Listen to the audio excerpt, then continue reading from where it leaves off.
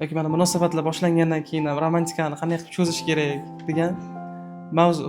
Mana romantika deganga, misol uchun yaxshi yo mana sog'alamasdan mana romanticheskiy periodda munosabatlarga shunaqa davr borki, ko'rona sevish, bir-biriga maza qilib sevilayotgan davr bo'ladi-ki, munosabatga. Ana shu konfetno-buketni period deyiladi-da. Ana shu davrda qanday qilib cho'zsa bo'ladi?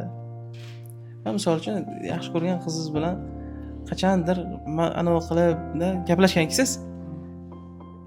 Balki to'g'ri 5-6 oydan keyin shu narsa tugaganda. Tushunasizmi? Qayerlarga yo mana misol uchun qayerlargadir borgansiz, o'sha borish qiziq bo'lgan. Qanaqadir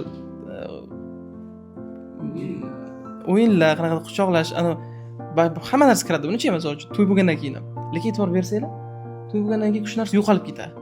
Mana o'sha pul bo'lib turib ham misol uchun sevishganlar bilaman-da. Bilasizmi, bir xillar yuradi mana to'ygachada, pul bo'lmasa ham o'sha ular uchun maza qilib yashagan bo'ladi-da.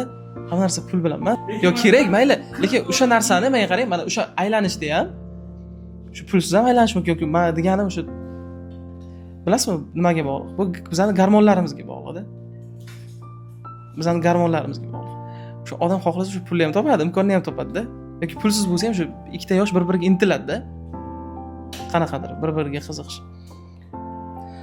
Xo'p, hurmatli ayollar, agarda siz o'z juftingiz bilan sevgiga to'la munosabatlarni o'rnatmoqchi bo'lsangiz, qanday qilib o'z istaklaringizni eringizga yoki juftingizga to'g'ri yetkazishni, unga anglatishni bilmoqchi bo'lsangiz, demak, kommentariyada munosabat so'zini yozib qoldirishingiz mumkin. Biz sizga maxsus darslik va maxsus qo'llanmalarni taqdim etamiz.